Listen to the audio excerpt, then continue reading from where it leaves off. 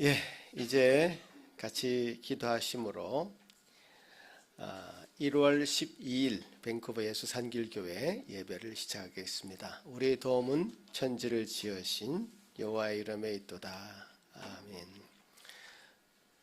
전능하사 천지를 만드신 하나님 아버지 참 감사합니다. 주님께서 만드신 이 아름다운 자연 속에서 참 하나님의 형상을 닮은 저 인간들을 만드시고 그것을 다스릴 수 있는 은혜를 주시고 권세를 주신 것 감사합니다. 주님께서 만드신 그 하나님 형상의 아름다운 그 모습, 그 하나님의 의와 하나님의 그 지식과 거룩함이 온전히 우리 속에 살아있을 수 있도록, 회복할 수 있도록 주님께서 저희들 날마다 함께하여 주시고 이 예배를 통해서 그 모든 것이 이루어지는 것을 우리가 보게 도와주시옵길 소망합니다. 주님 감사합니다. 주님 우리에게 주신 이 복된 시간, 주님께 영광 돌리는 시간 되게 하시고 우리가 온전히 한마음이 되어서 주님께 주신 은혜와 사랑이 우리 속에서 뿐만 아니라 공동체 안에서 깊이 나누어지는 이 시간들 되게 하여 주옵소서. 예수님 이름으로 기도합나이다. 아멘. 다 같이 일어나서 찬송 드리겠습니다.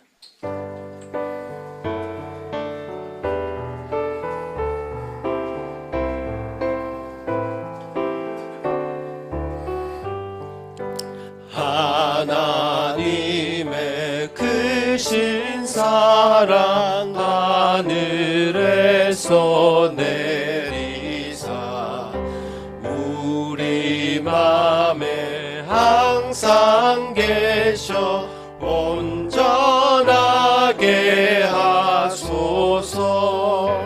우리 주는 자비하사 사랑 무한하시니 두려워서 떠는 자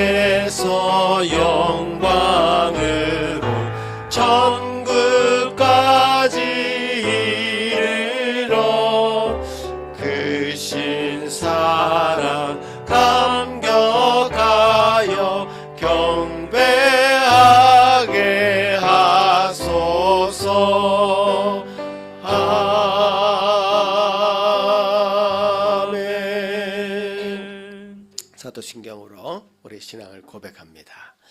전능하사 천지를 만드신 하나님 아버지를 내가 믿사오며 그 외아들 우리 주 예수 그리스도를 믿사오니 이는 성령으로 잉태하사 동정녀 마리아에게 나시고 본디오 빌라도에게 고난을 받으사 십자가에 못 박혀 죽으시고 장사한 지 사흘 만에 죽은 자 가운데서 다시 살아나시며 하늘에 오르사 전능하신 하나님 우편에 앉아 계시다가 저리로서 산자와 죽은 자를 심판하러 오시리라. 성령을 믿사오며 거룩한 공회와 성도가 서로 교통하는 것과 죄를 사하여 주시는 것과 몸이 다시 사는 것과 영원히 사는 것을 믿사옵나이다. 아멘. 십계명을 낭독합니다. 하나님이 모든 말씀으로 말씀하여 이르시되 나는 너를 애굽 땅 종되었던 집에서 인도하여 낸 내 하나님 여호와니라. 제1은 너는 나 외에 다른 신들을 내게 두지 말라.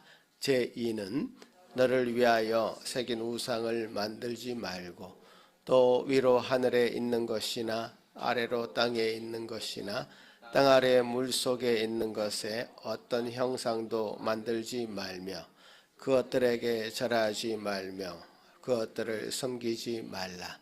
제3은 너는 내 하나님 여호와의 이름을 망령되게 부르지 말라. 제4는 안식일을 기억하여 거룩하게 지키라. 제5는 내 부모를 공경하라. 제6은 살인하지 말라. 제7은 간음하지 말라. 제8은 도둑질하지 말라. 제9는 내 이웃에 대하여 거짓 증거하지 말라. 제10은 내 이웃의 집을 탐내지 말라. 자리에 앉으셔서 주님 앞에 회개하는 찬송드립니다.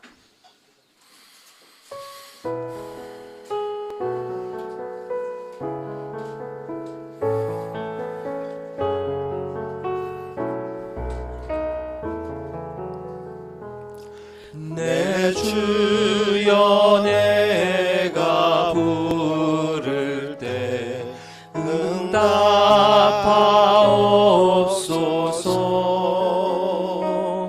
곤란 중에 구하시니 은혜를 베푸사 기도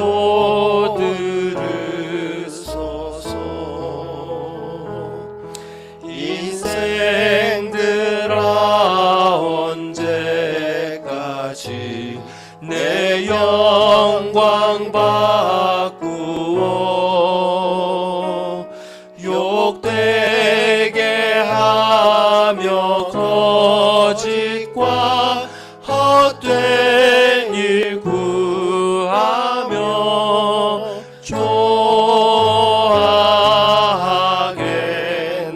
좋아하겠는가.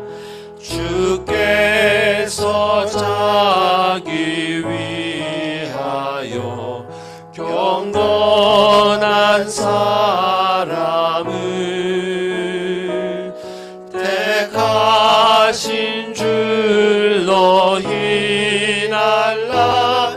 내가 부를 때에 들으시리로라.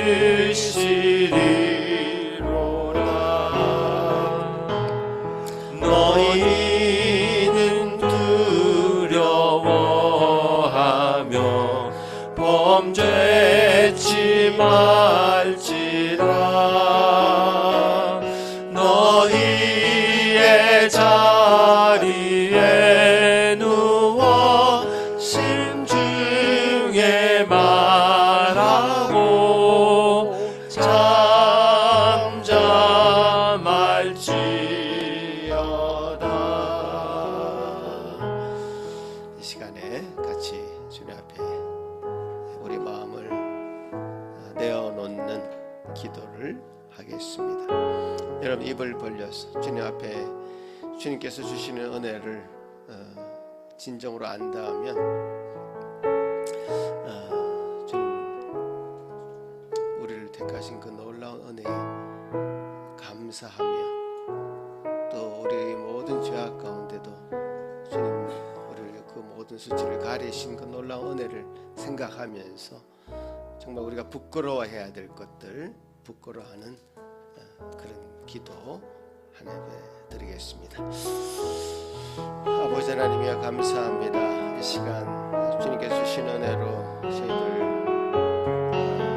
구원하여 주신 주라 합니다. 우리의 수치를 가리시는 하나님 놀라운 은혜를 기억합니다. 하지만 참 우리가 정작 주님 앞에 부끄러워해야 될 죄악들에 대해서 우리 마음을 다 토해놓지 못하고 양심의 화인이 맞은 것처럼 참 무감각하며 무정하며 주님 앞에 우리 심령이 방탕에 방임하는 그런 영혼들이 시간에 한 사람도 없도록 주님께서 돌보아 주시옵기를 소망하고 기도합니다. 아버지 하나님께서 은혜가 있는 자라면 아버지 하나님께서 베푸신 은혜가 충만한 자라면 이 시간에 우리 마음이 주님을 향해서 참 긍휼을 구하지 않을 수 없고 주님의 놀라우신 은혜를 구하지 않을 수 없습니다. 주여 도우셔서 이 시간에 주님께 주신 은혜로 채우시는 우리 심령으로 되게 하여 주옵소서. 여호와는 마음이 상한 자를 가까이 하시고 중심으로 통회하는 자를 구원하시는도다. 아멘. 하늘에 계신 우리 아버지여, 이름이 거룩히 여김을 받으시오며 나라가 임하옵시며 뜻이 하늘에서 이룬 것 같이 땅에서도 이루어지이다. 오늘 우리에게 일용할 양식을 주시옵고 우리가 우리에게 죄 지은 자를 사하여 준 것 같이 우리 죄를 사하여 주시옵고 우리를 시험에 들게 하지 마시옵고 다만 악에서 구하시옵소서. 나라와 권세와 영광이 아버지께 영원히 있사옵나이다. 아멘. 찬송드립니다.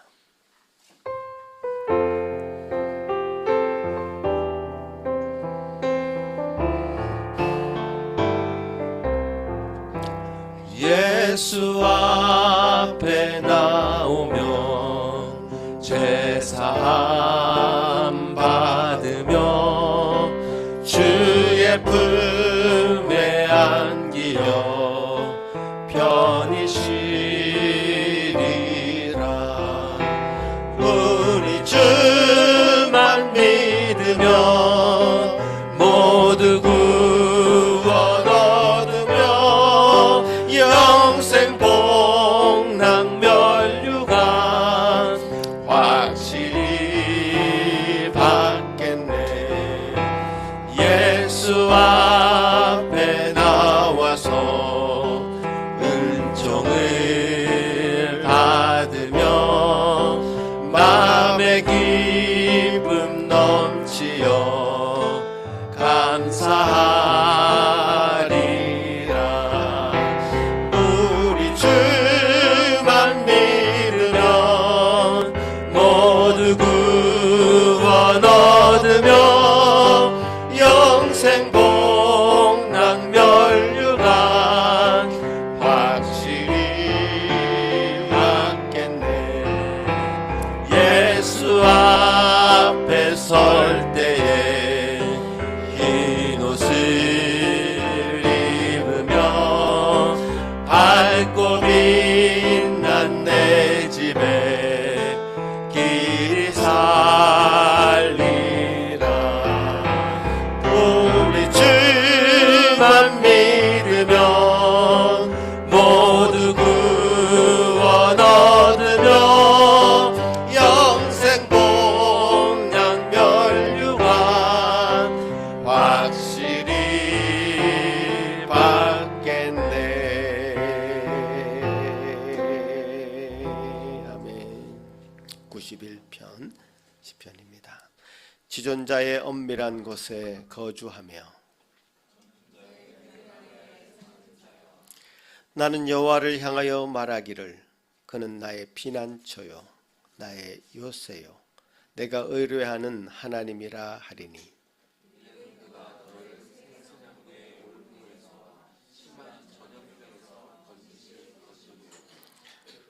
그가 너를 그의 기초로 덮으시리니 내가 그의 날개 아래에 피하리로다.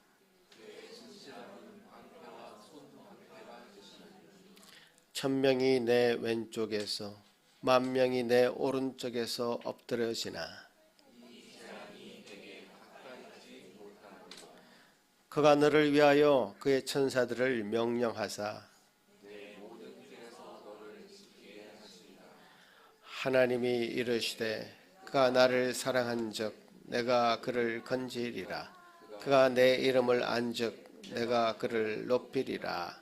아멘. 이 시간 예배를 위해서 고혜순 집사님 기도하실 때에 다 같이 한 마음으로 기도하시겠습니다. 할렐루야. 하나님 아버지 감사합니다. 새날 새해를 멋지게 열어주신 하나님께 감사와 영광을 올려드립니다. 일어나 빛을 발하라 하신 하나님, 이는 너의 빛이 이르렀고 여호와의 영광이 너의 위에 임하셨음이라 하신 고마우신 하나님, 어둠이 땅을 덮을 것이며 캄캄함이 만민을 가리려니와 오직 여호와께서 너의 위에 임하실 것이며 그의 영광이 너희 위에 나타나리라. 나라들은 너의 빛으로 왕들은 비치는 너의 광명으로 나아오리라. 아멘. 존귀하신 하나님 아버지, 2025년 새해에도 힘찬 하나님의 말씀으로 시작하게 하시고 우리들의 마음을 화창하게 하여 주심을 감사드립니다. 이곳을 축복하시고 성령님의 감동으로 예배 가운데 임하여 주셔서 은혜 가운데 진정한 예배를 드릴 수 있도록 도와주시옵소서. 이곳에 참석하지 못한 형제와 자매님도 기억하셔서 있는 그곳에서 참된 예배자로 주님 앞에 긍휼을 구하는 고백과 은혜가 있기를 기도합니다. 또한 기도 합기는 한국에 가 있는 이하람 형제님의 할아버지가 위독합니다. 아버지여, 할아버지를 불쌍히 여기셔서 하나님의 은혜와 사랑을 경험하는 평강으로 복된 시간이 되기를 간절히 기도합니다. 오늘도 성령 충만함 속에서 말씀을 전하시는 전도사님을 축복하여 주시고 강건케 하여 주시옵소서. 감사합니다. 하나님, 우리의 허물 때문에 찔림을 받고 우리의 죄악 때문에 상함을 받아야 하며 우리가 평화를 누리기 위해 징계를 받아야 하고 우리의 아픔이 낫기 위하여 채찍에 맞으신 예수님, 그 예수님을 나의 구주로 삼고 병든 옛사람을 벗어버리고 치료받은 새 사람으로 살아가게 도와주옵소서. 그리하여 우리나라뿐만 아니라 전 세계 모든 나라들이 질서 있는 아름다운 나라가 되기를 간절히 바라며 예수님의 이름으로 기도하옵나이다. 아멘.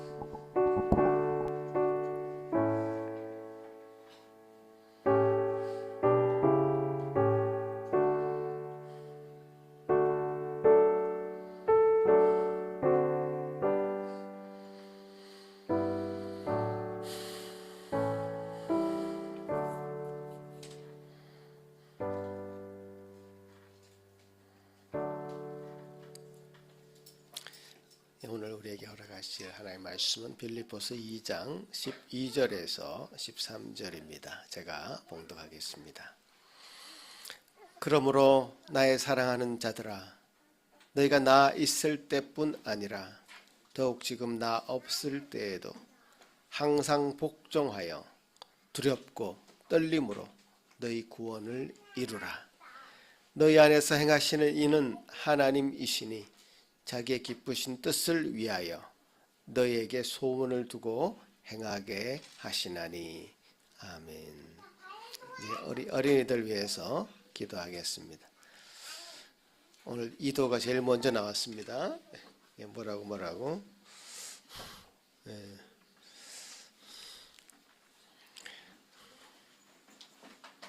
자,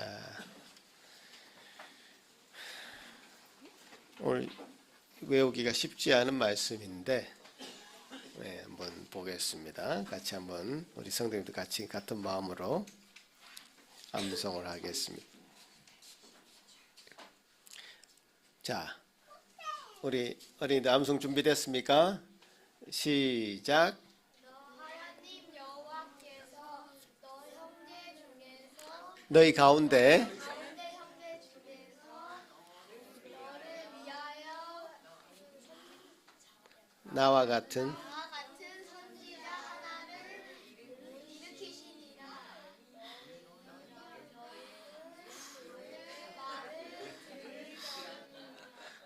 자, 목소리 큰 사람의 말을 좀 따라가는 경향이 있는데 자, 다시 한번 해보겠습니다. 시작. 내 하나님 여호와께서 너희 가운데 내 형제 중에서 너를 위하여 나와 같은 선지자 하나를 일으키시리니 너희는 그의 말을 들을지니라. 아멘. 신명기 18장 10. 아멘. 영주가 빠지면서 좀 힘을 잃은 느낌이 좀 듭니다. 참 오케이. 이제 좀 우리 김인희 루담이 분발해주기 바랍니다. 기도합시다. 하나님 아버지 감사합니다. 우리 아이들 하나님의 말씀을 가슴에 새기고 마음에 새기는 그런 작업들을 하고 있습니다. 주님이 새겨진 말씀들이 참 그의 평생을 좌우하는 그들이 온전히 바라보아야 될 그런 참 표대와 같은 그런 말씀인 줄 압니다. 주님의 도우시고 그들에게 귀한 말씀이 잘 심겨질 수 있도록 은혜 베풀어 주시고 또 감정적으로도 잘 마음을 말씀에 모을 수 있는 제들 되게 하여 주옵소서. 감사합니다. 오늘도 귀한 시간 허락하심을 감사하고 예수님 이름으로 기도합나이다. 아멘. 우리 오늘 너희 안에 생하시는 이는 하나님이시니라는 제목으로 이찬욱 전사님 말씀 전해주시겠습니다.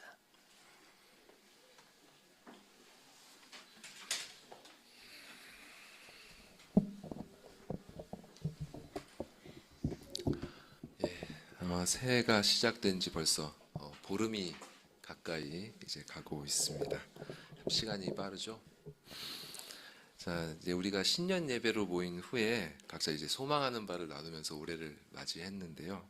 어떻게 지난 10여일 결심하신 것처럼 잘 보내고 계십니까?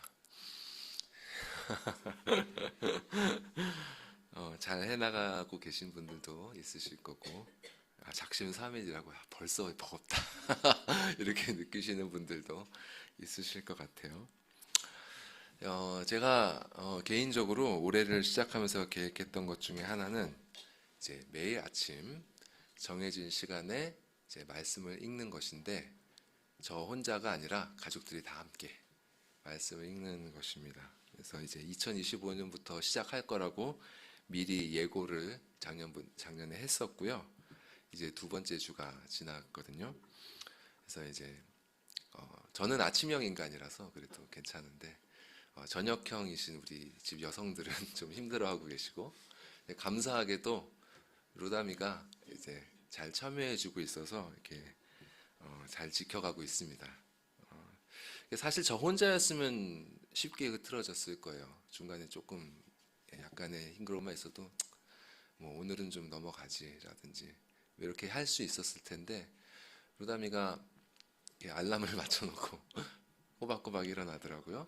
그러니까 저도 안 일어날 수가 없는 그런 상황이 되어서 이렇게 함께 이렇게 말씀을 읽고 있습니다.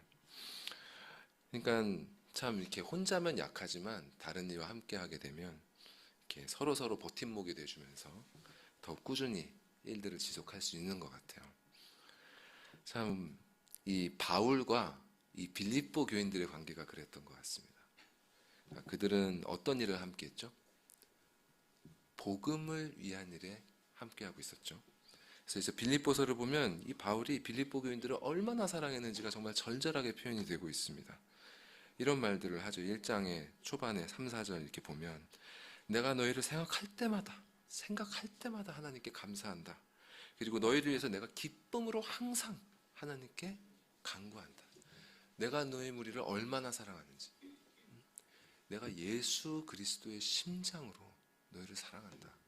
그리스도께서 우리를 위해서 모든 것을 이렇게 내려놓으신 것처럼 그 마음으로 나도 너희를 사랑한다. 그 마음에 하나님이 증인이시다.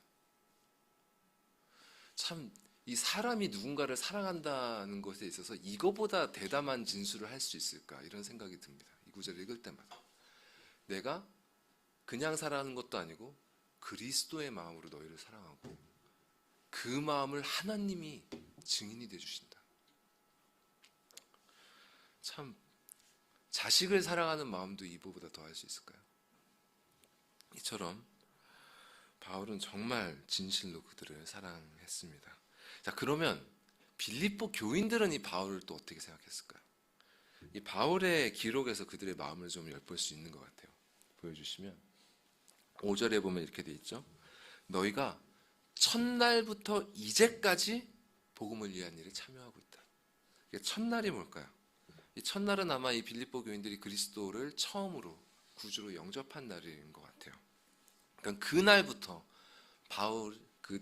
빌립보 교인들이 바울을 신뢰했고 그가 전하는 복음을 이제 받아들였죠. 그래서 그와 함께 기꺼이 복음을 위한 일에 참여를 했고요.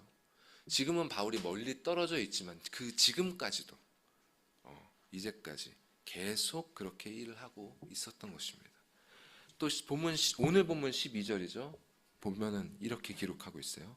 그러므로 나의 사랑하는 자들아, 너희가 나 있을 때뿐 아니라 더욱 지금 나 없을 때에도 항상 복종한다. 그러니까 근데 이제 밑에 보시면 제가 다른 번역으로 써놨어요. 최근에 새 한글 성경이라고 새 번역본이 나왔거든요. 근데 요 구절에 있어서는 우리 개역개정 번역도 좋은 번역이지만 좀 어순이 뒤바뀌어 있습니다. 이 원어의 어순이 뒤바뀌어 있어서 새 한글 성경의 번역이 약간 더 좀 가까워요, 원어에. 그래서 새 한글 성경으로 읽어보면 이렇게 돼 있죠. 그러므로 내가 사랑하는 여러분이 언제나 순종했듯이, 처음부터 지금까지 언제나 순종했듯이 내가 곁에 있을 때뿐만 아니라 지금 내가 떠나 있을 때에도. 그러니까 이 빌립보 교인들은 바울로부터 복음을 받아들인 후에 그 처음부터 언제나 말씀에 순종하는 태도를 보이고 있었던 것입니다.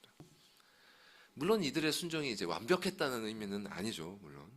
그러니까 이 교인들이 바울을 전적으로 신뢰하면서 그가 전한 하나님의 말씀에 언제나 순종하려고 노력했다는 뜻입니다. 그러니까 이러한 사랑과 신뢰가 이들로 하여금 정말 이 온갖 환난이 펼쳐지고 있는 시대였음에도 불구하고 지금껏 한 성령 안에서 한 마음으로 지탱해 올 수 있었던 힘이었던 것입니다.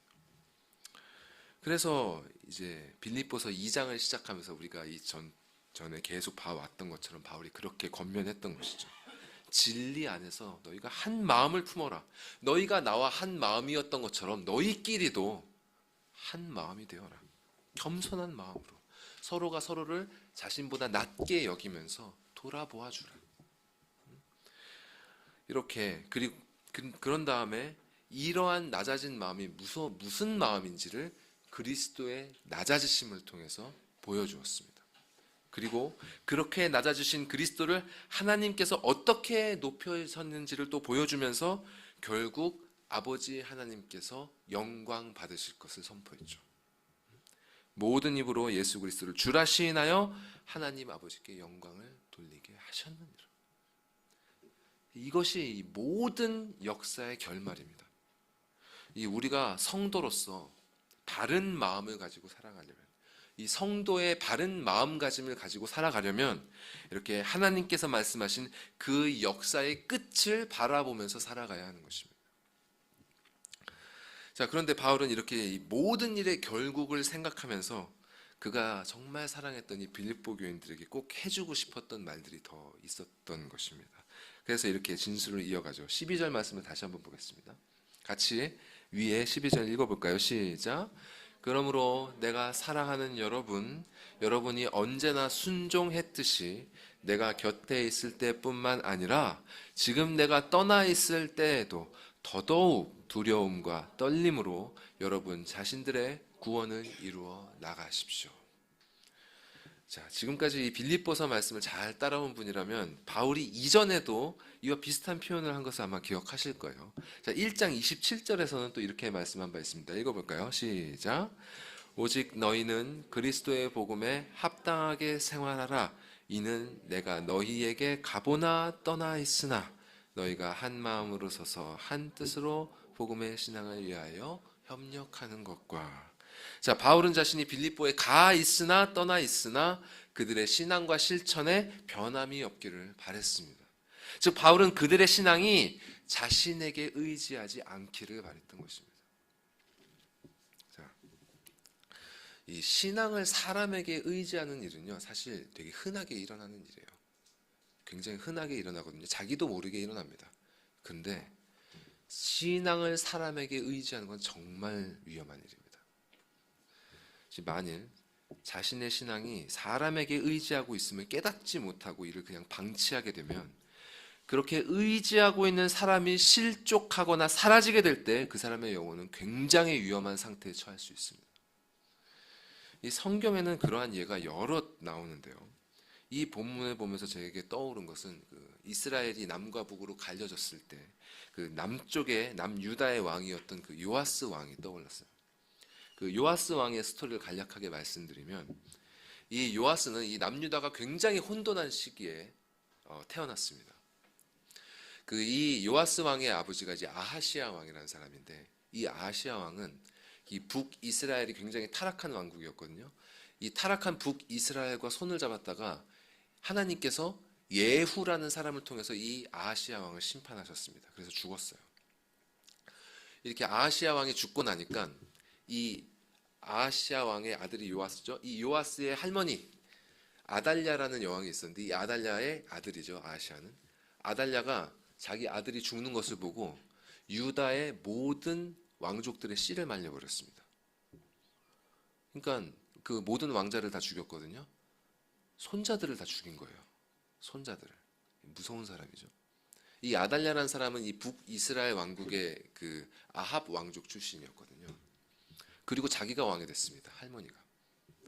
그래서 이 요아스도 그때 죽을 뻔했어요. 죽을 뻔했는데 유모가 숨겨가지고 목숨을 부지하게 됩니다.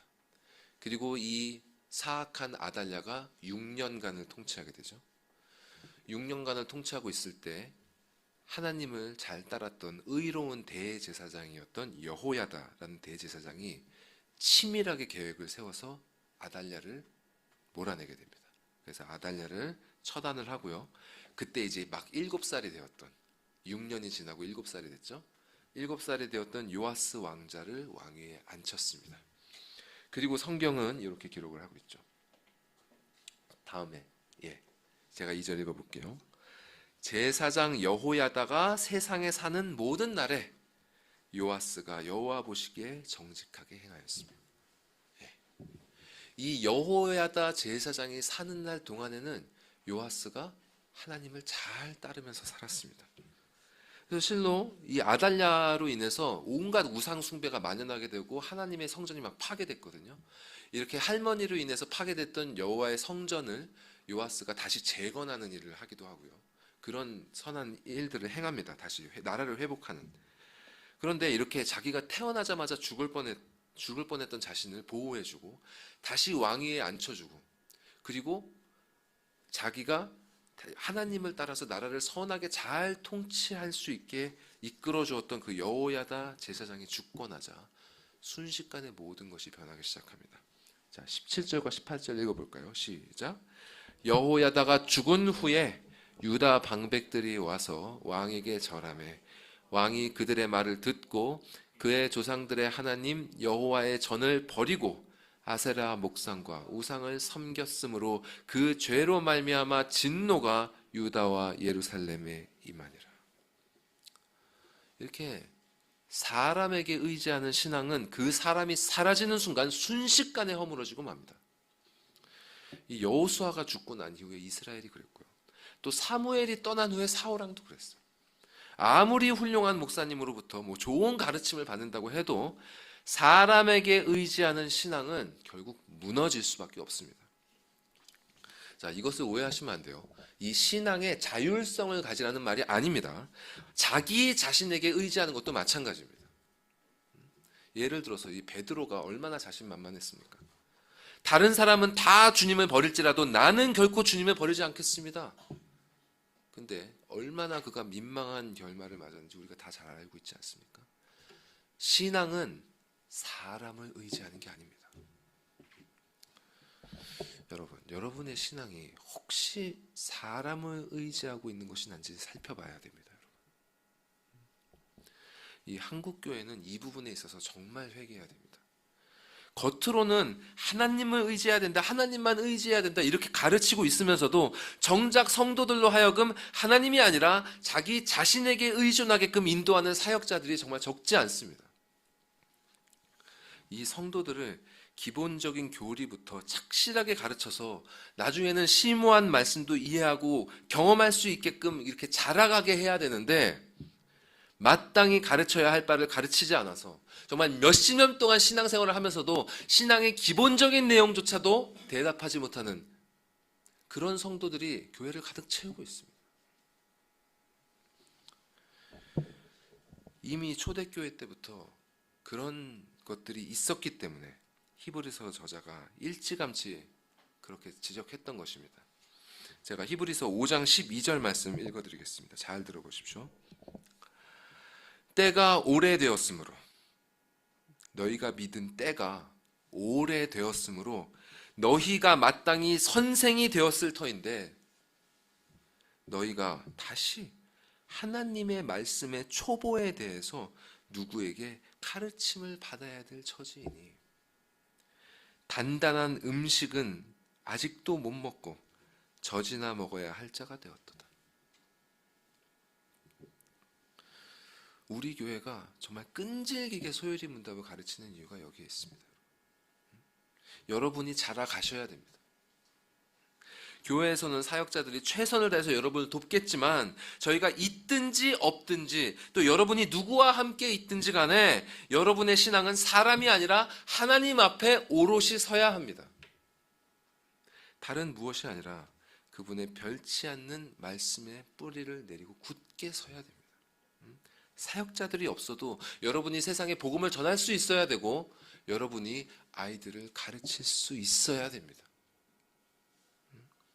그리고 또 새로운 사역자를 여러분이 만났을 때 저 사람이 바른 말씀을 가르치는 자인가 아닌가를 여러분이 분별할 수 있어야 됩니다. 그렇지 않으면 휘둘리게 돼 있는 거예요. 저는 요즘에 한국 교회에 많은 사람들이 이 말씀을 분별하지 못하고 헛된 것을 가르치는 사람들에게 휘둘리고 있는 모습을 보면서 정말 너무 가슴이 아픕니다. 그러면 안 됩니다, 여러분. 사람에게 의지하지 마십시오. 그리고 우리가 그렇게 자라가야 되는 것처럼 우리의 아이들도 반드시 그렇게 성숙하게 또 분별력 있게 자라가야 합니다. 이 사도 바울이 빌립보 교인들을 생각하는 마음이 바로 그것이었어요. 자신의 생사가 앞으로 어찌 될지 모르는 그 상황에서 바울은 그들이 자신에게 의존하지 않고 그가 바로 직전에 누구를 선포했습니까? 높아지신 예수 그리스도. 그들이 자신이 아니라 그 높아지신 예수 그리스도만을 의지하기를 바랬던 것입니다. 여러분, 여러분의 신앙을 오직 그분께만 의지하십시오. 자, 그러면 오직 그리스도께만 의지하는 신앙이 무엇인가? 그건 다른 것이 아니라 그분의 말씀을 의지하는 것입니다. 근데 이 말씀에만 의지한다는 사실을 오해해서요, 말씀을 그냥 계속 읽기만 하면 또 혹은 줄줄줄 암송하기만 하면 능력이 있는 줄로 생각하는 사람들이 있습니다. 그러나 그런 거는 마치 음식을 사와서 그 안에 내용물은 먹지 않고 그 껍데기에 포장만 먹는 거랑 똑같아요. 언어에 담겨 있는 그 진리의 내용, 그 복음의 내용을 먹지 않고 그냥 껍데기인 언어만 계속 곱씹고 있는 꼴이 될 수 있는 것입니다. 바리새인들이 딱 그런 사람들이었습니다. 이런 사람들은 말씀이 주는 참된 지혜가 없기 때문에 분별력이 없습니다. 이렇게 말씀 외치면서도 분별력이 없는 사람들이 교회에 넘쳐납니다. 그래서 우리 교회는 다시 한번 말씀드리지만 이 하나님의 말씀을 바르게 해석하고 정리한 교리를 가르치기 위해서 애를 쓰고 있습니다. 이 교리가 가장 기본적이고 기초적인 우리의 영적 양식이 되어줍니다. 이 기초가 우리 신앙의 든든한 반석이 됩니다, 여러분. 이것을 바탕으로, 이 교리를 바탕으로 여러분이 성령 안에서 하나님의 말씀 안에서 스스로 말씀과 씨름하면서 자라나셔야 합니다. 이 믿음은 하나님께서 여러분에게 선물로 주신 거예요. 이 믿음을 그냥 방치하지 마시기 바랍니다. 사역자들이 대신 그 믿음을 자라게 해줄 수 없습니다. 여러분의 그 소중한 신앙을 있다가도 어느새 사라져버릴 이런 허망한 피조물들에게 의지하지 마시기 바랍니다. 이렇게 바울은 빌립보 교인들이 자신의 부재와 상관없이 두렵고 떨림으로 그들의 구원을 이룰 것을 권면했습니다. 자, 이 두렵고 떨림이라는 것은 이 떨림이 생길 만큼 두려운 대상이 있다는 뜻이죠. 그죠? 그 대상이 누구냐? 두말할 것도 없이 하나님이십니다. 자, 하나님에 대한 두려움이 없으면 참된 신앙이 아니죠. 자, 로마서에서는 죄인들에게는 하나님을 향한 두려움이 없다고 분명하게 말씀했습니다. 그리고 시편 기자도 이렇게 기록했죠. 어리석은 자는 그의 마음에 이르기를 하나님이 없다 하는도다. 자, 이렇게 불신자들은 하나님의 존재를 이렇게 부정하거나 그분의 권능을 깎아내리면서 하나님에 대한 인간의 본능적인 두려움을 지속적으로 마비시킵니다. 마약을 먹는 거랑 똑같아요. 모든 사람에게는 하나님에 대한 본능적인 두려움이 있습니다. 그것을 지속적으로 계속해서 마비시킵니다. 계속 그 상태가 지속되면 그들의 양심이 화인을 맞게 되고 하나님에 대한 두려움을 완전히 상실해버리고 마는 것이죠. 저는 최근에 기독교에 대한 영상들 밑에 달린 댓글들을 보면 이런 상태에 빠져 있는 사람들을 너무나 많이 봅니다. 이런 시대에 우리 아이들이 살아가야 됩니다, 여러분. 자, 근데 하나님을 두려워하기만 하면 참된 신앙인가?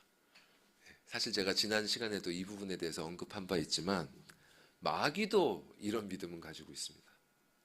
하나님을 두려워해요. 그렇기 때문에 두려워하기만 한다고 해서 참된 신앙은 아닙니다. 그리고 성경에 보면 하나님에 대해서 두려워하면서도 신앙이 없는 자들에 대한 얘기가 많이 나와요. 이 대표적으로 그리스도의 이적을 경험한 사람들은 하나같이 그분을 두려워했습니다. 예수께서 말씀으로 풍랑을 잠잠하게 하시자 사람들이 심히 두려워했습니다. 병자가 고침을 받고 귀신이 떠나는 것을 본 많은 사람들이 놀라서 하나님께 영광을 돌리며 심히 두려워했다. 이렇게 성경은 말씀합니다. 하지만 이런 두려움이 꼭 믿음으로 연결되는 건 아니에요. 자, 예를 들어 예수께서 거라사에 있는 그 미친 사람, 그 광인을 고치시고 귀신을 쫓아내 주셨죠. 그리고 그 귀신이 돼지떼에 들어가 갖고 수많은 돼지가 몰사하는 일이 벌어졌습니다. 그러니까 어떻게 됐습니까? 그 거라사 지방에 사는 사람들이 두려워서 예수님께 와서 그 예수님을 두려움에 의지하는 게 아니라 예수님 떠나 주십시오. 그분이 떠나가려고 강구했습니다. 그 두려움이 그들로 하여금 그분을 의지하게끔 하는 게 아니라 두려우신 그분을 오히려 몰아내게끔 했어요. 자, 이렇게 두려움이 꼭 믿음으로 연결되는 게 아닙니다. 이 세상 사람들이, 하나님을 믿지 않는 사람들이 착각하는 바가 바로 여기에 있어요. 그 사람들은 자기가 하나님을 만나면 자기가 하나님을 믿을 수 있다고 생각합니다. 하나님께서 자기 앞에 이적을 보여주시면 자기가 두말할 것 없이 나는 하나님 믿을 거야 이렇게 생각해요. 그래서 신자들에게 이렇게 요구합니다. 하나님을 보여봐. 하나님을 증명해봐. 하나님이 있는 표적을 보여봐. 그럼 내가 믿을게. 아니요. 성경이 우리에게 보여주는 바는 그런 일들이 설사 일어난다 해도, 그리고 그런 일들 때문에 그들이 충격을 받는다고 해도, 두려워 떤다고 해도, 심지어 입술로 믿을게 라고 고백한다고 해도 하나님의 택하신 바가 없는 사람, 하나님께 믿음을 선물로 받지 않은 사람들은 주님을 받아들이지 않을 것이라는 것을 여실히 보여줍니다.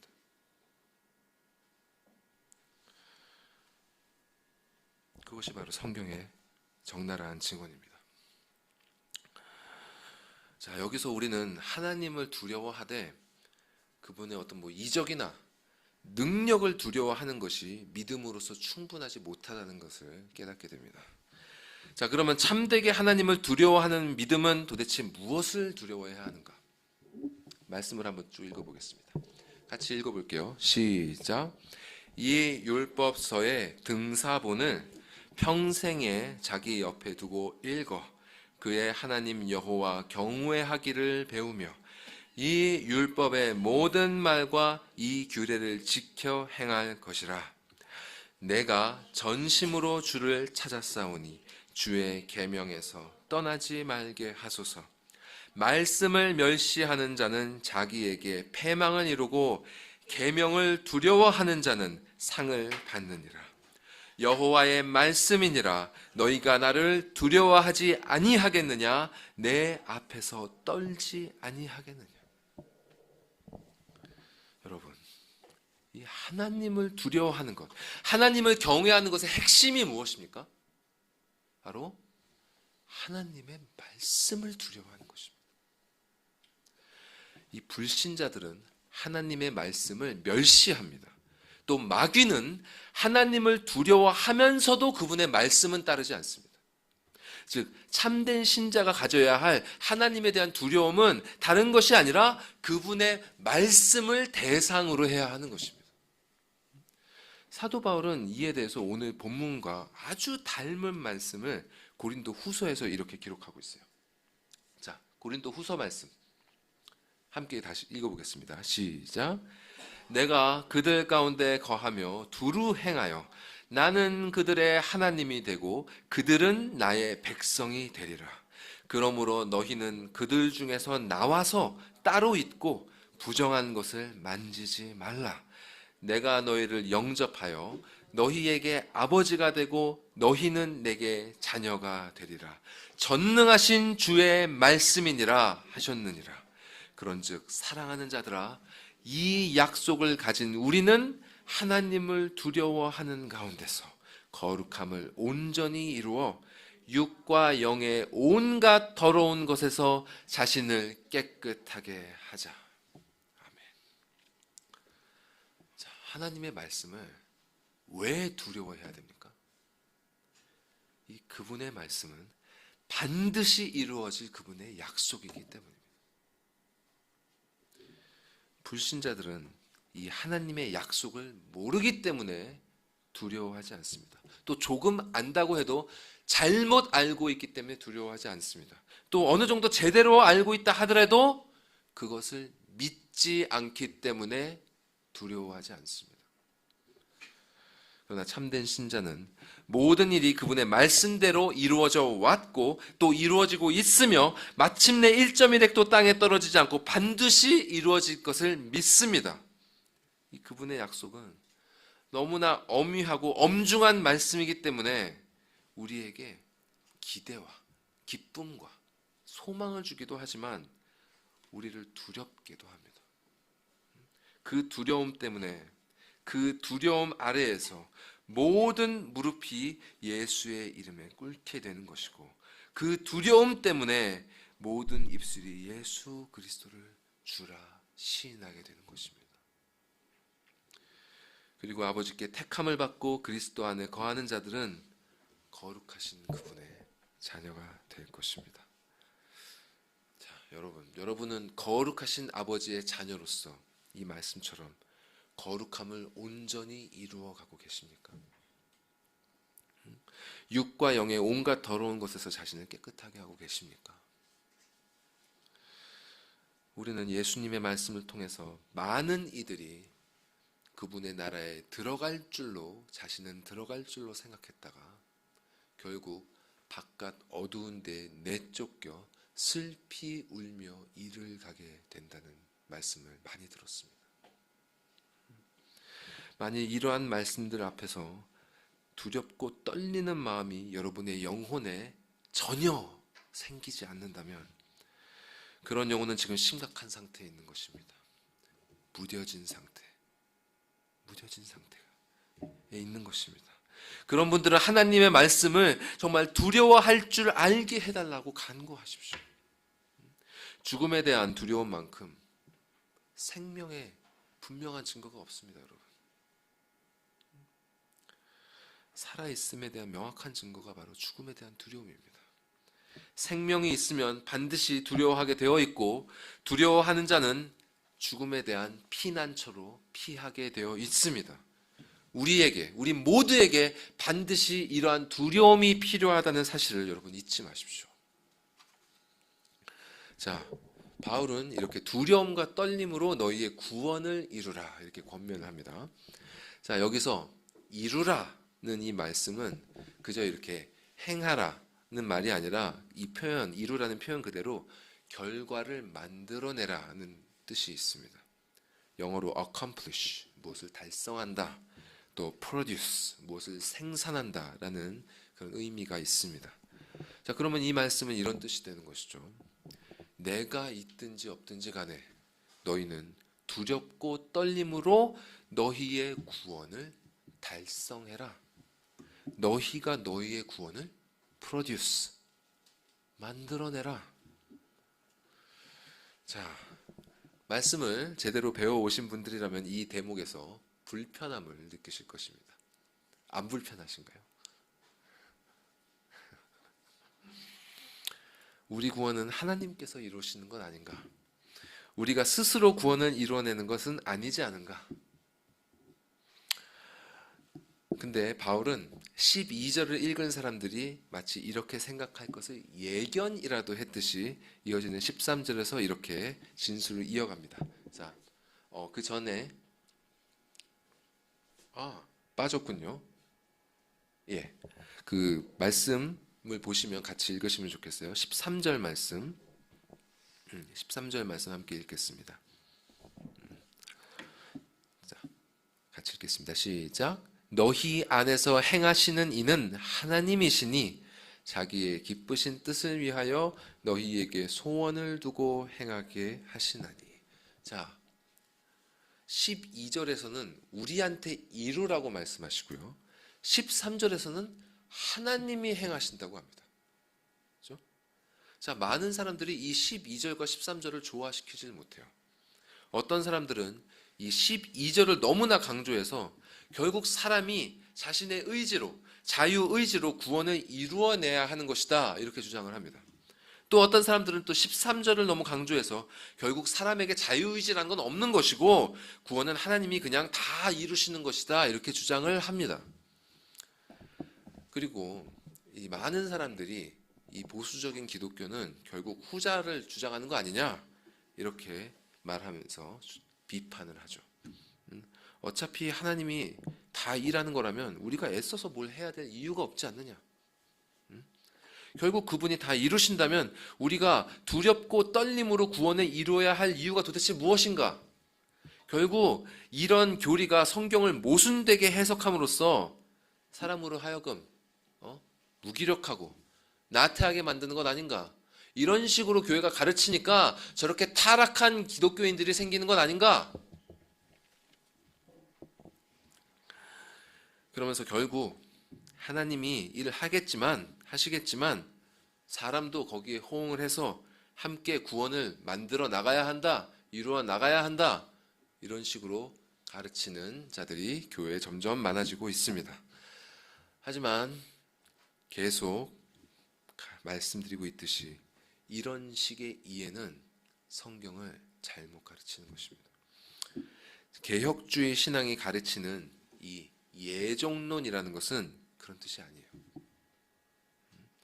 이 예정론의 초점은 구원이 이미 결정되어 있다는 데 있지 않습니다. 자, 하나님이 예정하셨다. 하나님이 일하신다. 하나님이 모든 것을 이루신다. 자, 이 교리의 중심이 어디에 있는지 아십니까, 여러분? 그 중심은 모든 것이 이미 결정되었다는 것에 있는 것이 아니라 하나님께 모든 주권이 있다는 사실에 있습니다. 자, 운명론의 중심이 있다면, 모든 것이 결정되어 있다는 것에 중심이 있다면 사실 사람은 두려워할 필요가 별로 없어요. 어차피 정해진 대로 흘러갈 텐데 두려워하고 떨면서 뭘 이룰 필요가 무엇이 있습니까? 그러나 하나님께 모든 주권이 있다는 사실의 중심이 있다면 우리는 마땅히 두려워해야 됩니다. 이 사람의 자유의지와 하나님의 주권을 이해함에 있어서 여러분, 하나님과 사람을 같은 선상에 놓지 마시기 바랍니다. 우리는 자꾸 하나님을 우리 수준으로 생각을 해요. 우리와 같은 선에 있다고 생각을 해요. 그렇지 않습니다. 그래서 우리는 자꾸 이렇게 생각하죠. 하나님의 주권이 늘어갈수록 우리 자유의지의 영역이 좁아지고, 그죠? 우리 자유의지의 영역이 많아질수록 하나님의 주권이 좁아지고, 우리는 자꾸 이런 식으로 생각해요. 그렇지 않습니다. 오히려 하나님의 주권 덕분에 우리의 자유의지가 성립하는 것입니다. 하나님의 주권이 없으면 우리에게 자유의지라는 것이 있을 수가 없어요. 하나님이 주권적으로 우리에게 자유롭게 선택할 수 있는 의지를 허락하셨기 때문에 그 주권을 바탕으로 우리가 자유의지를 행사할 수 있는 것입니다. 이것이 성경적인 이해예요, 여러분. 오늘 본문의 말씀으로 바꿔 말해볼까요? 13절이 있기 때문에 12절이 가능한 것입니다.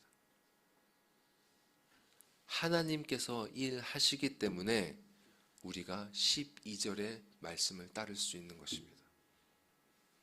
13절이 전제되어 있기 때문에 바울이 12절을 빌립보 교인들에게 권면할 수 있었던 거예요. 자, 13절에 전제되어 있는 것이 뭐죠? 하나님께서 그분이 기뻐하시는 일을 우리가 열망하게도 하시고 이루게도 하신다는 사실입니다.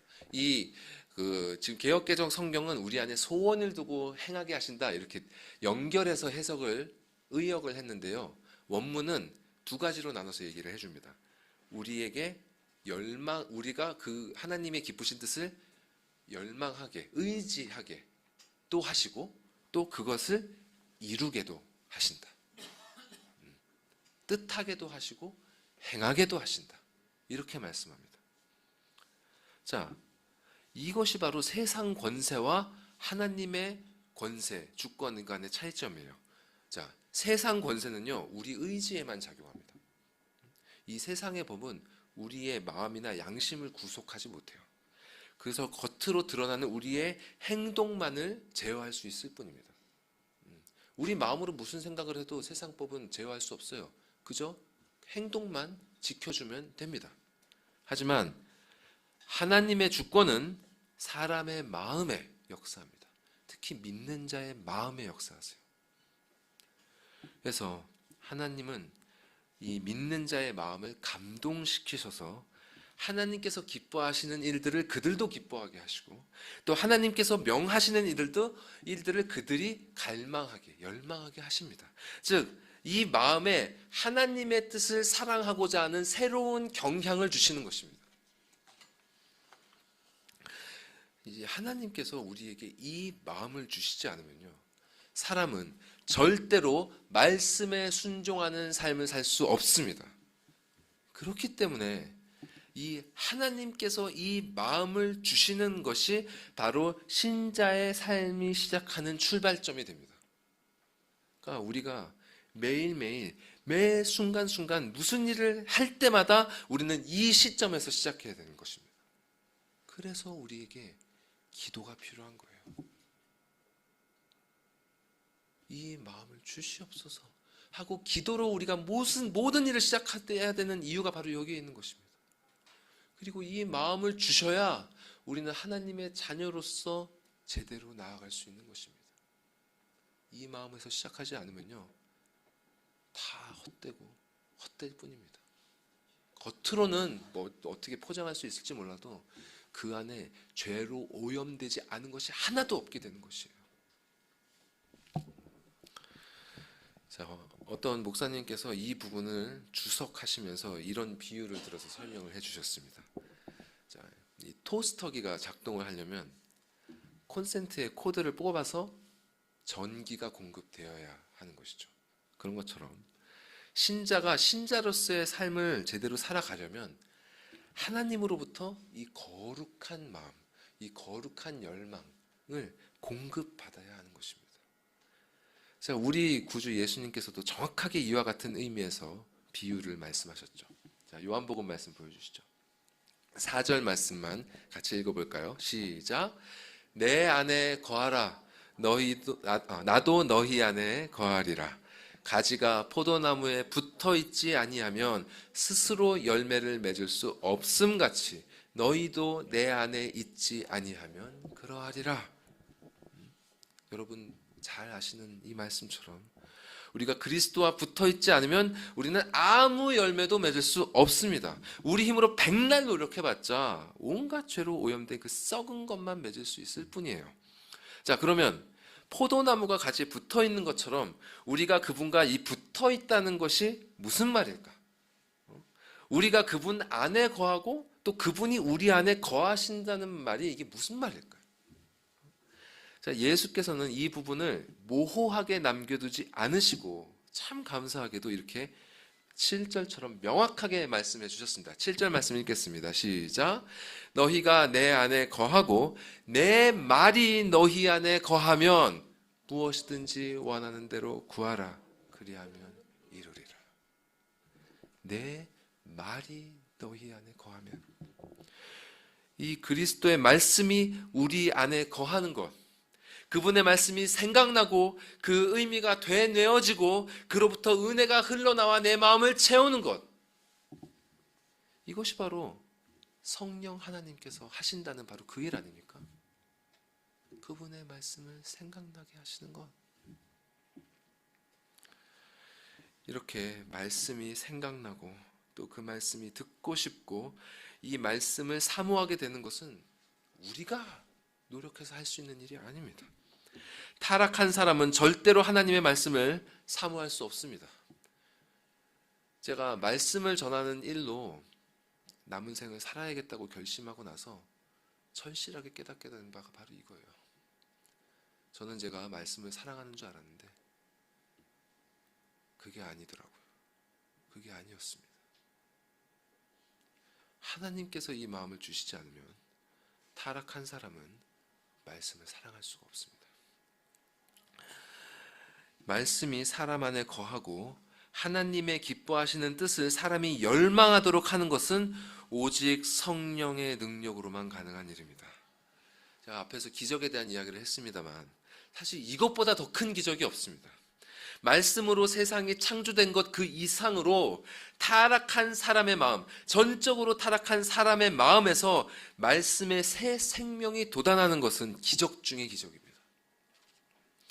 이러한 기적으로 말미암아 비로소 사람 안에는 그분을 향한 사랑이 생겨납니다. 예수께서 계속 말씀을 이어가셨습니다. 자, 9절과 10절 말씀 같이 읽겠습니다. 시작. 아버지께서 나를 사랑하신 것 같이 나도 너희를 사랑하였으니 나의 사랑 안에 거하라. 내가 아버지의 계명을 지켜 그의 사랑 안에 거하는 것 같이 너희도 내 계명을 지키면 내 사랑 안에 거하리라. 자, 여러분, 성령께서 우리에게 그리스도의 말씀이 생각나게 하시고 그 은혜를 경험하게 해 주셨다면 그 은혜 안에, 그 사랑 안에 거하십시오. 머무십시오. 자, 근데 그 사랑 안에 머무는 법이 무엇입니까? 바로 그분의 계명을 지키는 것입니다. 오늘 본문의 표현으로 하면 두렵고 떨림으로 우리의 구원을 이루는 것입니다. 자, 이런 방식으로 하나님께서는 우리 마음에 말씀을 향한 새로운 열망을 주시고 또 그 말씀을 지키게 하심으로 당신의 사랑 안에 우리가 거하게 하십니다. 이것이 우리의 소망이 됩니다. 우리가 어떻게 우리의 힘으로 구원을 이룰 수 있겠습니까? 불가능한 일입니다. 그러나 사람으로는 할 수 없을 때 하나님으로선 다 하실 수 있습니다. 여러분이 참으로 거듭난 자라면 여러분 안에 주님의 영이 거하십니다.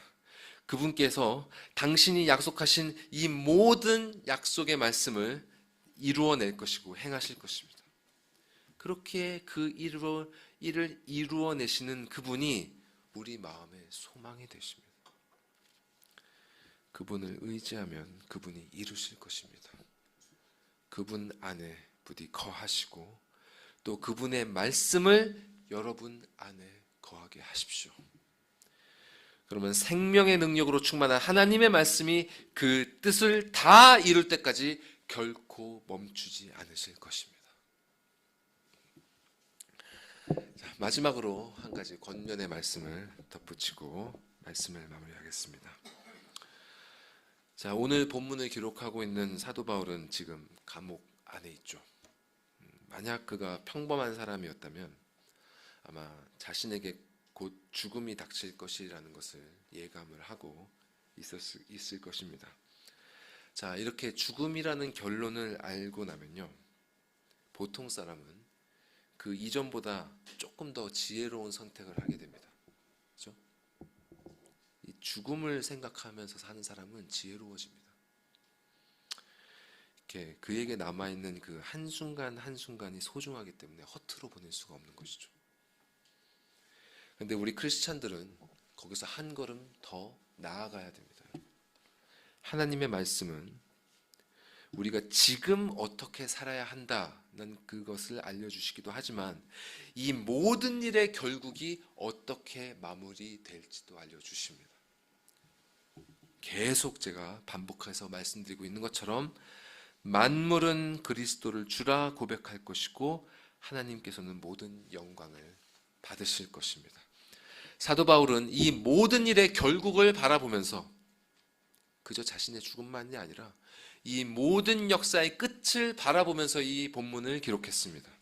그가 자식처럼 사랑하는 그 빌립보 교인들을 향해서 그리고 그 신앙을 이어받을 후손 우리들을 위해서 이렇게 권면했습니다. 내가 있든지 없든지 두렵고 떨림으로 너희의 구원을 이루라. 그 마지막 날에 우리 각 사람은 하나님 앞에 각자 홀로 하나님 앞에 설 것입니다. 우리와 함께하는 분은 어떤 목사님도 아니고 사도 바울도 아니고 오직 그리스도 예수밖에 없습니다. 그렇기에 우리는 그 누군가가 아니라 오직 예수 그리스도께만 의지해야 합니다. 그 자리는 실로 두렵고 떨리는 자리입니다. 그 날을 위한 준비는 다른 때가 아니라 다른 적당한 때가 있는 것이 아니라 바로 지금 이 순간부터 해야 됩니다. 미리 기름을 준비하지 않으면 후에는 기름이 없어 후회하는 날이 반드시 올 것입니다. 그러므로 지금부터 그 날을 바라보시면서 두렵고 떨림으로 여러분의 구원을 준비하십시오. 거룩한 아버지의 자녀답게 온전히 거룩함을 이루어 가십시오. 그리스도의 말씀을 마음에 품으시고 그분의 계명을 지킴으로써 그분의 사랑 안에 거하십시오. 그 과정은 결코 쉽지 않습니다. 지금 경험하고 계시지 않습니까? 우리의 악함과 연약함을 마주하는 매 순간순간이 정말 힘들고 고통스럽습니다. 근데 그럴 때 눈앞에 있는 어두움에 사로잡히지 마시고 사도 바울처럼 찬란한 영광으로 빛나고 있는 이 모든 일의 결국을 여러분 바라보셔야 됩니다. 철로 역정에 보시면 순례자들이 정말 온갖 환난들이 앞에 닥치고 있음에도 불구하고 저 멀리 빛나고 있는 그 도성을 바라보면서 눈앞에 닥친 그 모든 일들을 감당해 나갔습니다. 그런 것처럼 사도 바울을 비롯한 모든 신앙의 선조들이 그렇게 그들의 인생길을 걸었습니다. 그리고 예수 그리스도께서 친히 그 길을 보여주셨습니다. 그분의 생명, 그분께서 주신 이 믿음의 생명을 품고 있는 모든 사람들은 깊이 있고 그 길을 완주해 낼 것입니다. 그 소망을 잃지 마시고 기쁨과 감사함 빼앗기지 마시고 우리 안에서 친히 일하고 계시는 그분께만 의지하면서 그렇게 끝까지 이 길을 완주하시는 모든 성도들 되시기를 축원합니다. 기도하시겠습니다.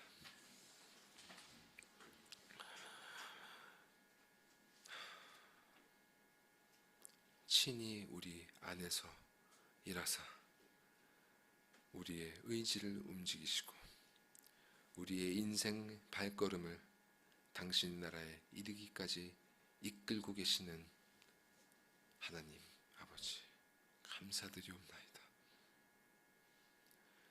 주님, 이 시간에 혹시 아직 생명이 없는 자, 아버지께서 그 안에서 일하시지 않는 자 있나이까? 주님, 속히 임하여 주시옵소서. 속히 당신의 생명을 부어사 거듭나게 하여 주시옵소서. 믿음을 선물로 주시옵소서. 당신을 붙잡을 수 있게 하여 주시옵소서. 사랑하는 영혼들이 바깥 어두운 데 쫓겨나 슬피 울며 이를 갈지 않게 하여 주시옵소서. 이곳에 모인 사람들, 이 말씀을 듣는 모든 사람들이 한 사람도 빠짐없이 끝까지 이 길을 완주하여서 당신의 나라에서 거룩한 옷을 입고 당신과 함께 즐거운 잔치에 참여할 수 있도록 하여 주시옵소서. 언제나 그 인생길을 살아가는 가운데 다른 무엇이 아니라 우리 마음에서 생각나게 하시고 또 은혜로 가득 우리 마음을 채워주시는 그 말씀만 의지하면서 우리 안에서 일하시는 당신만을 소망으로 삼으면서 이 복된 인생 여정 나아가는 우리 모든 산길교회 성도 되게 하여 주시옵소서. 이 모든 말씀 우리 구주 예수 그리스도의 이름으로 기도드리옵나이다. 아멘.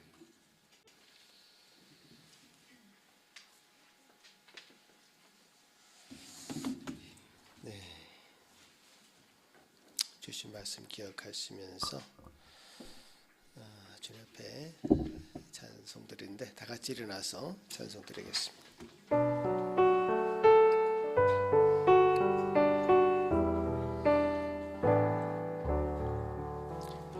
내 맘에 주여 소망 되소서.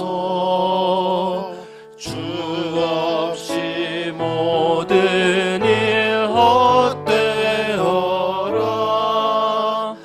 밤에나 낮에나 주님 생각 잘 때나 깰 때 함께 하소서. 지혜의 주여 말씀으로써 언제나 내 안에 계시소서. 주는 내 아버지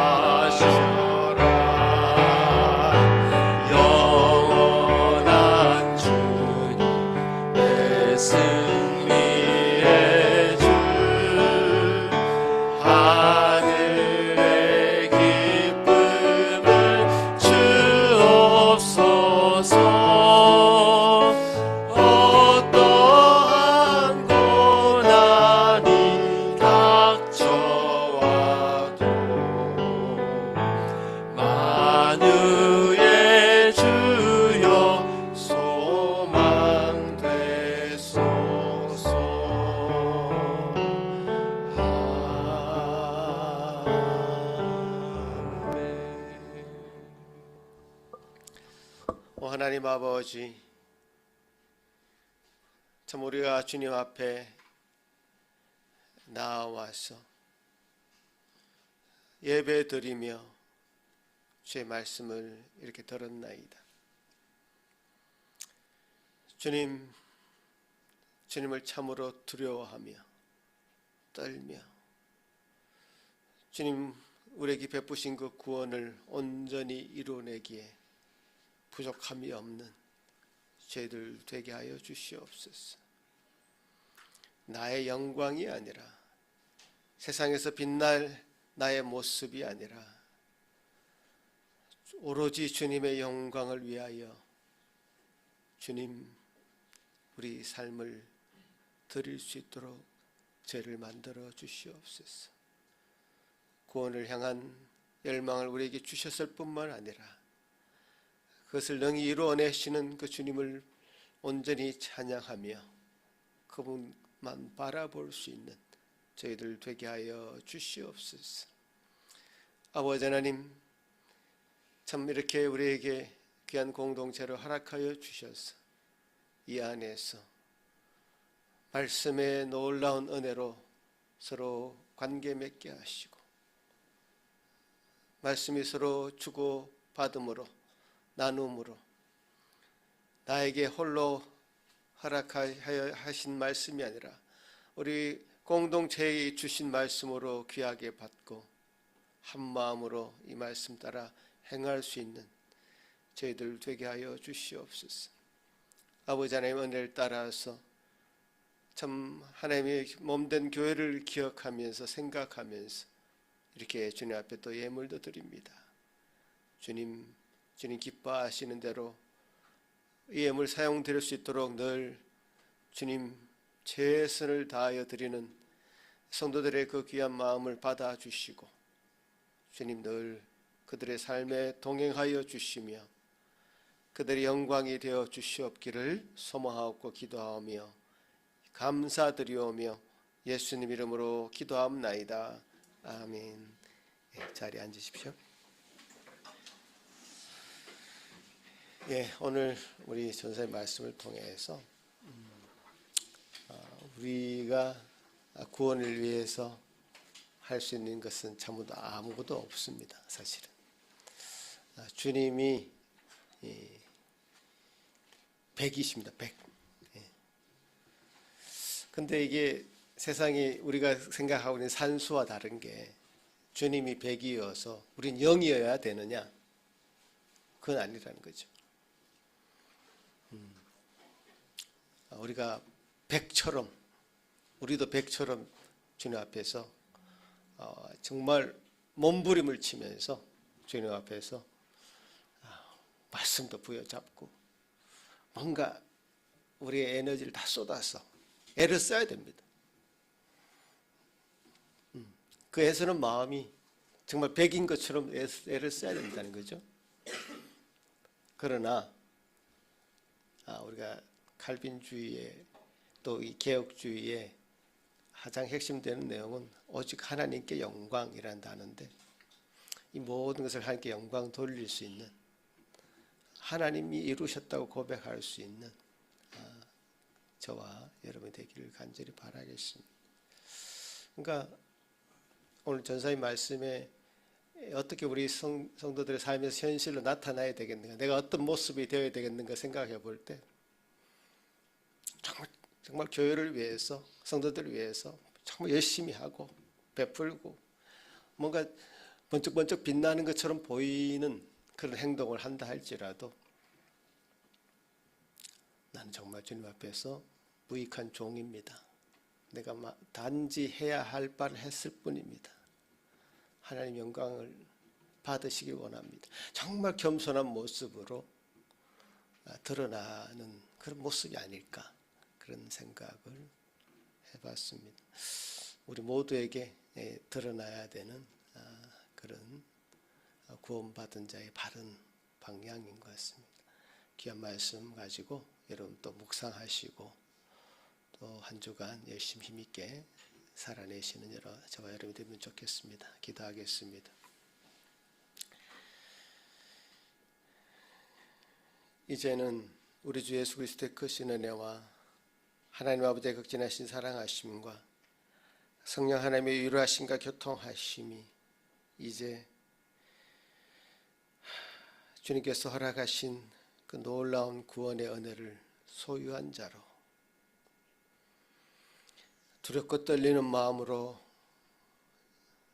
주님의 구원 주신 그 구원을 완성해 나가는데 우리 마음을 다 쏟기를 소망하는, 열망하는, 여기 머리 숙인 모든 성도들 위해, 그 가정 위에 지금부터 영원토록 함께 있을지어다. 아멘.